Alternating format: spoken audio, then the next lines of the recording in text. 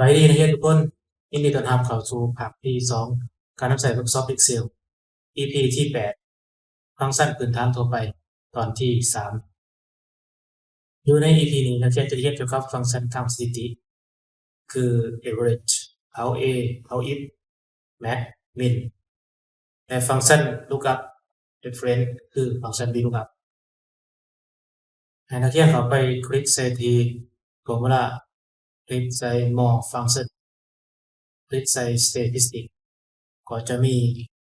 บรรดาฟังก์ชันต่างๆสเปซบวกในนี้คือ average จะมี count A count if max min อยู่ในหมวดหมู่ของ statistic เอาไปเบิ่งฟังก์ชันที่1กันเลยคือฟังก์ชัน average อยู่ในตัวอย่างที่1อาจารย์จะแนะนำเกี่ยวกับการนำใส่ average ในการคิดได้คะแนนเฉลี่ยของนักเรียนวิธีการคิดได้คะแนนเฉลี่ยก็คือเอาผลรวมทั้งหมดของแต่ละวิชามาหารในจำนวนวิชาคือในตัวอย่างในนี้เราจะใส่สูตรสามก่อนให้พิมพ์เครื่องหมายเท่ากับให้พิมพ์สูตรสามเลือกเอาเซลล์ที่ว่าเราต้องการมาบวกกันปึ๊บปิดวงเล็บแล้วจึงมาหารในจำนวนวิชาคือ8วิชาหารให้8ปึ๊บเราก็จะได้เป็นคะแนนเฉลี่ยออกมานี้ออกดู5.5เอามาเบิ่งวิธีการใส่สูตร average คือ2หาค่าเฉลี่ยเราจะพิมพ์เท่ากับพิมพ์ a b er average คลิกใส่ปึ๊บก็จะเปิดวงเล็บให้นักเรียนไปเลือกเอาเซลล์ที่ว่าต้องการมาเฉลี่ยทีนี้เอาปึ๊บแล้วปิดวงเล็บก็จะออกมาเป็นแบบนี้เดี๋ยวให้นักเรียนไปคลิกใส่ที่บนนี้เดี๋ยวให้นักเรียนไปคลิกใส่ลูกศรตัวนี้เพื่อให้เพิ่มรางจุดขึ้นมาเราก็จะได้เป็น5.5แสดงว่าใส่สูตร average กับใส่สูตรซ้ำแล้วมาหารใน8จะเป็นออกค่าเดียวกันซึ่งว่า average จะง่ายกว่าโอเคเราจะมาพิมพ์ใส่บนของคะแนนเฉลี่ยเนาะพิมพ์ใส่เท่ากับ average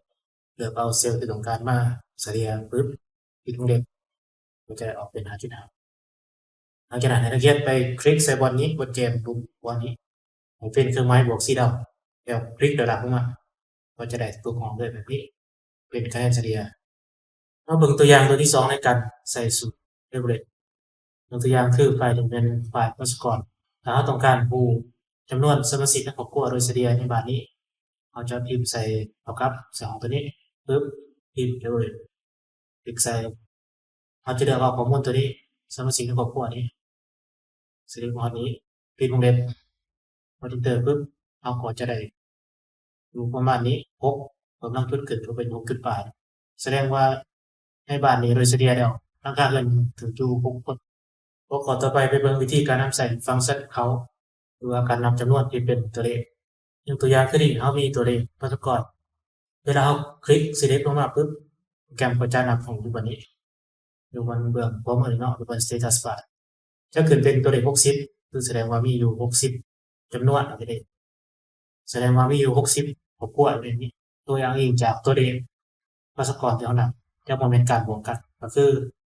ตัวอย่างคือตัวนี้4เท่ากับ1 8เท่ากับ1เนาะจะนับเป็น1หลังคาเรือนหรือ1ครอบครัววิธีการนำใส่ฟังก์ชันเขาตัวอย่างเราจะมาพิมพ์2เนาะพิมพ์ใส่เท่ากับพิมพ์ใส่ count บวกเขาเปิดวงเล็บโปรแกรมก็จะขึ้นเป็น fn ตัวฟังก์ชันขึ้นมาอยู่บนนี้ให้เราคลิกใส่ได้ว่าเปิดวงเล็บเลยก็ได้ครับแล้วไปเลือกข้อมูลตัวอย่างคือตัวนี้จำนวนสมาชิกในครอบครัวของตัวนี้เนาะคลิกดาวลงมาปึ๊บแล้วปิดวงเล็บเราก็จะได้ตัวเลขตัวนี้เป็น60ตัวนี้หมายถึง60หลังคาเรือนต่อไปเบิ่งฟังก์ชันเขา A คือการนับที่ว่านับเป็นตามตัวหนังสือตัวอย่างคืออยู่ในนี้เรามี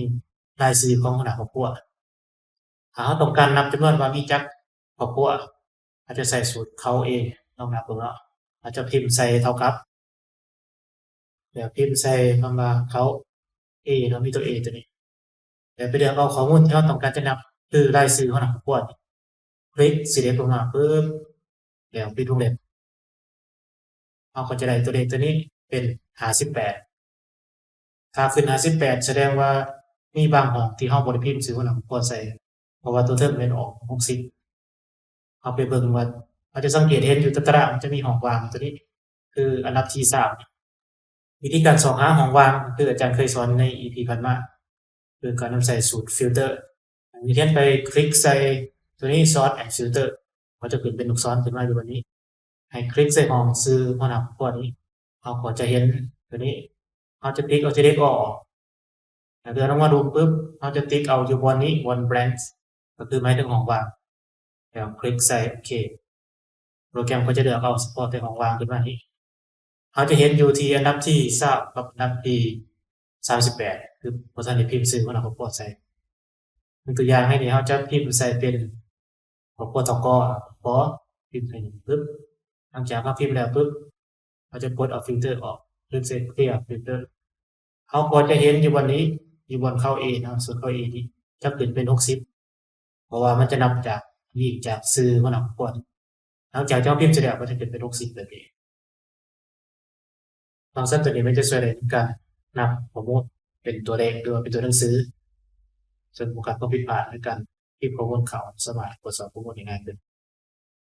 ฟังก์ชันตัวต่อไปแมนเขาอิฟคือการนับจำนวนโดยอิงใส่เงื่อนไขอยู่ในนี้แมนอาจารย์จะสอนตั้งแต่เขาอิฟที่บ่มีตัว s ก็คือฟังก์ชันที่นับจำนวนโดยอิงใส่1เงื่อนไขอาจารย์จะยกตัวอย่างวิธีการนำใส่สูตรตัวนี้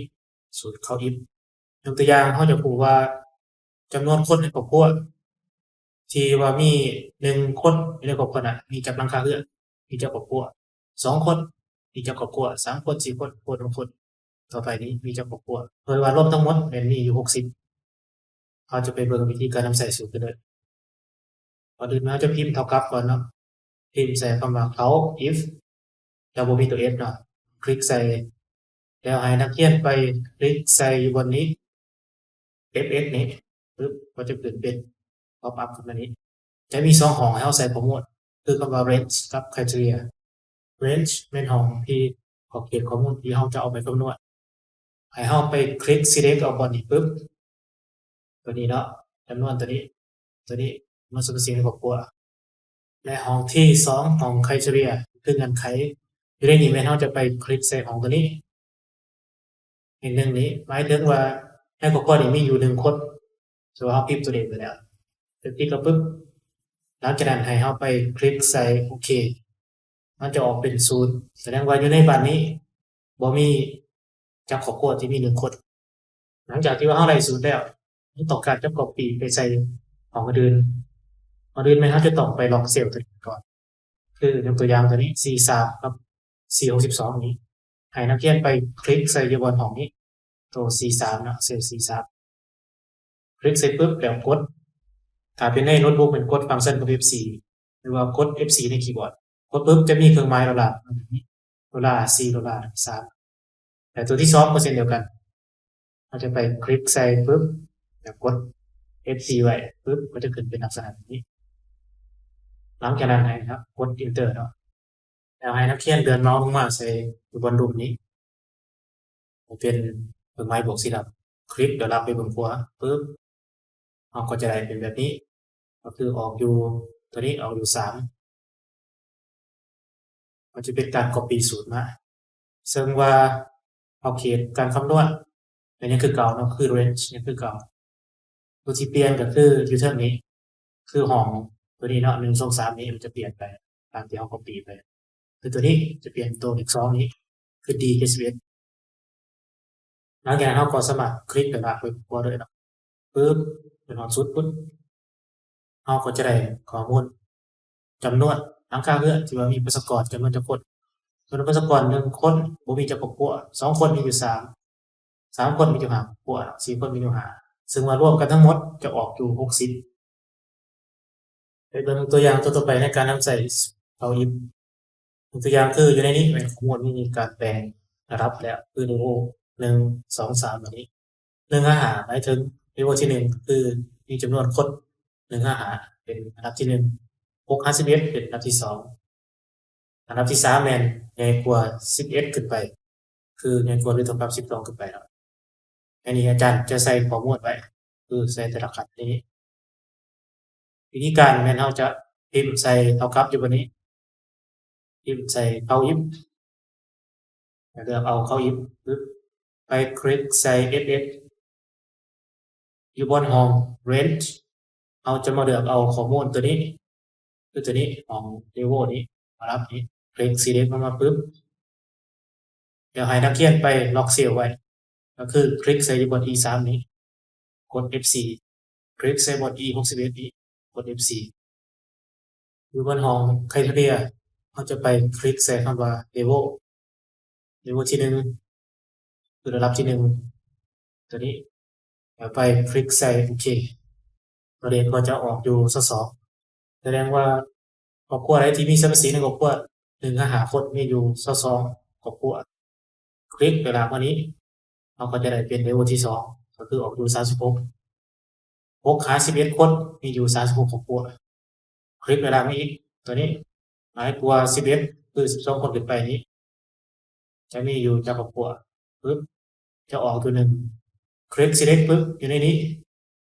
จะออกอยู่59สาเหตุที่ออก59เป็นย้อนว่าตัวนี้ย้อนว่าเรา select เอาข้อมูลบ่เบิดแล้วเราไปคลิกระดับมาปึ๊บตัวนี้ให้มันฮอดตัว60นี่เนาะคลิกกับมันปึ๊บก็จะได้เป็น23ตัวนี้36แล้วก็1เนาะเราทุกคนจะออกอยู่60นี่เป็นตัวอย่างหนึ่งในการนำใส่สูตรเข้ายิบการแบ่งข้อมูลออกเป็นสัดว่าเป็นระดับต่างๆฟังก์ชันต่อไปมาเบิ่งวิธีการนำใส่สูตร max max คือการหาค่าที่หลายสุดยกตัวอย่างคืออยู่ในนี้จำนวนสมาชิกในครอบครัวถ้าเราต้องการให้รู้ว่าเพื่อนทั้งหลายที่มีสมาชิกหลายกว่าหมู่เราจะพิมพ์เท่ากับพิมพ์ใส่ max เปิดวงเล็บหรือว่าคลิกใส่ตัวนี้ไป select เอาข้อมูลตัวนี้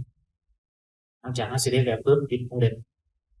เราก็จะได้เป็นค่าหลายสุดก็คือมีอยู่12แสดงว่ามีหลังคาหนึ่งที่มีจำนวนคน12คนไปเบิ่งฟังก์ชันต่อไปฟังก์ชัน min หรือว่าฟังก์ชัน2หาค่าน้อยสุดเราจะพิมพ์ใส่เท่ากับพิมพ์ใส่ min min เปิดวงเล็บปึ๊บเดี๋ยวไป select เอาข้อมูลปึ๊บในนี้จะปิดวงเล็บเราก็จะได้ตัวเลขตัวนี้เห็นป่ะคือจะออกอยู่2แสดงว่าจำนวนประชากรในครอบครัวหนึ่งคือน้อยที่สุดเป็นค่า2น้อยที่สุดเป็น12ตัวเทอมนี้ min กับ max ต่อไปเราจะไปเบิ่งฟังก์ชัน VLOOKUP คืออยู่ในหมวดหมู่ของตัวนี้หมวดหมู่ของ lookup reference อยู่ในตัวอย่างนี้เป็นอาจารย์ได้ยกตัวอย่างดูครับการคิดใช้เกรดนักศึกษาซึ่งบางท่านอาจจะเคยใส่สูตร if ในการคิดใช้หาเกรดนักศึกษาแต่ว่าอาจารย์จะใส่สูตร VLOOKUP ถ้าใส่สูตร if ก็จะมี if สอนกันอยู่หลายตัวแบบนี้เนาะเป็นสูตรที่ค่อนข้างจะยากถ้าใส่สูตร VLOOKUP มันจะเป็นลักษณะนี้แบบนี้เอาไปเบิ่งวิธีการสร้างสูตรกันเลยก่อนอื่นให้นักเรียนคลิกใส่ของตัวนี้พิมพ์เท่ากับพิมพ์ vl VLOOKUP นี่เนาะคลิกไปปึ๊บเปิดวงเล็บเดี๋ยวให้นักเรียนไปคลิกใส่อยู่บน ss นี้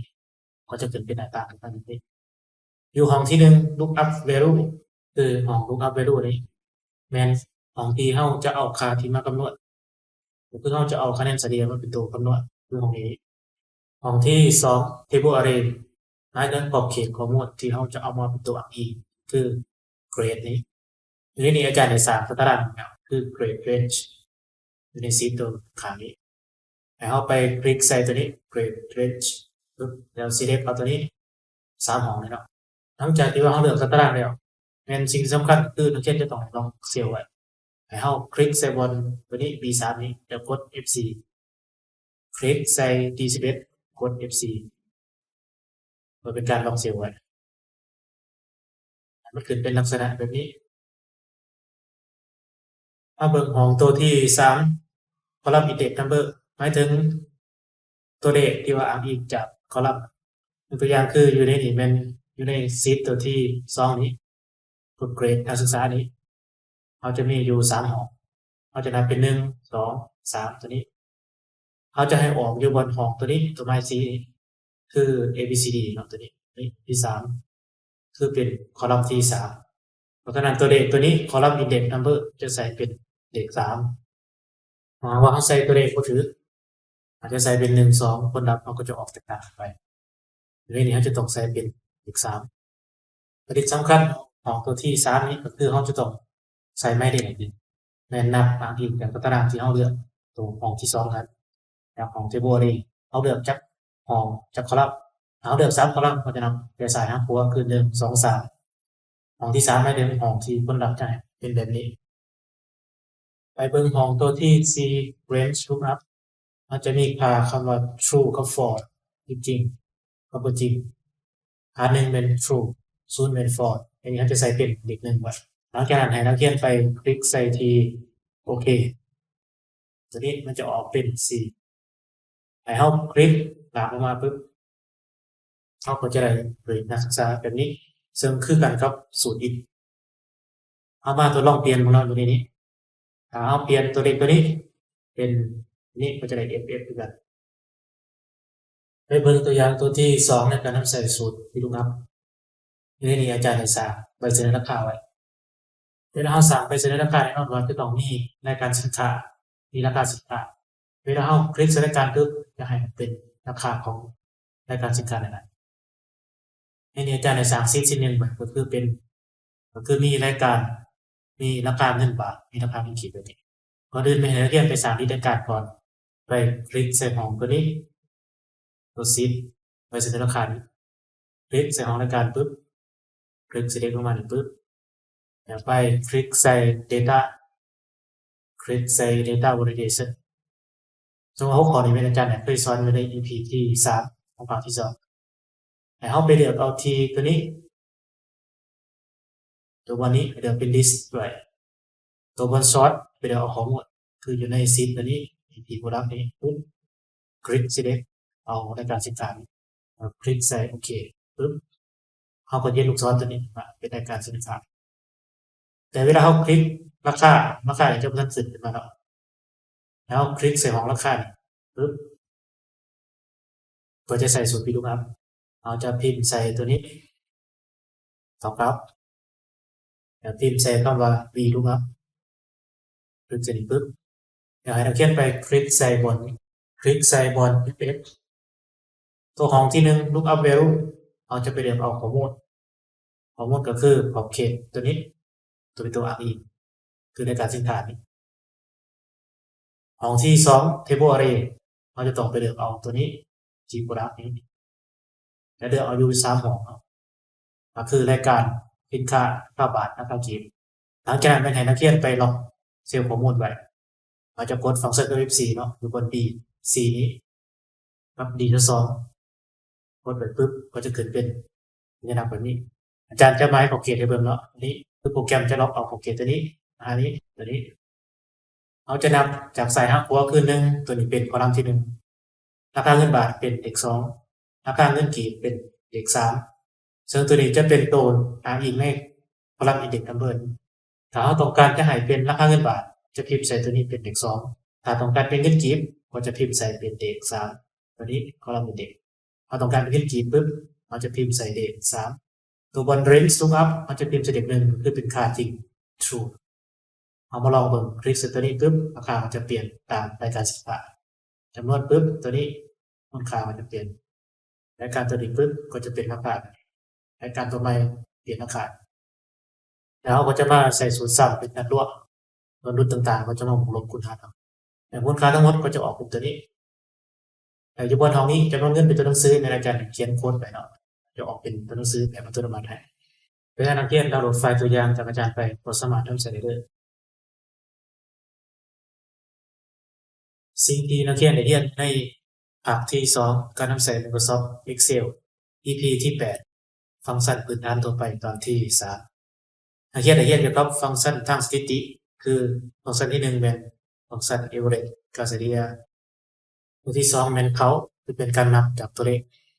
ตัวที่3เป็นcount A คือเป็นการนับอ้างอิงจากตัวหนังสือตัวที่4เป็นcount if การนับจากการอ้างอิงจากเงื่อนไขที่มี1เงื่อนไขในการหาค่าน้อยสุดจาก max min นอกจากนั้นนักเรียนยังได้เรียนเกี่ยวกับฟังก์ชัน lookup and difference นักเรียนได้เรียนเกี่ยวกับการนำใส่ฟังก์ชัน VLOOKUP เพื่อคิดรายเกรดนักศึกษาคือใส่แทนที่สูตร if แหละเป็นสูตรที่สั้นกว่าง่ายกว่าและการใส่ VLOOKUP ในการสร้างใบเสนอราคาโดยที่ว่ามีรายการสินค้า อีกเวลาเราคลิกในการจัดการปุ๊บราคาก็จะขึ้นมาแบบอัตโนมัติโดยใส่วิธีนับขอบใจทุกท่านพบกัน EP ต่อไป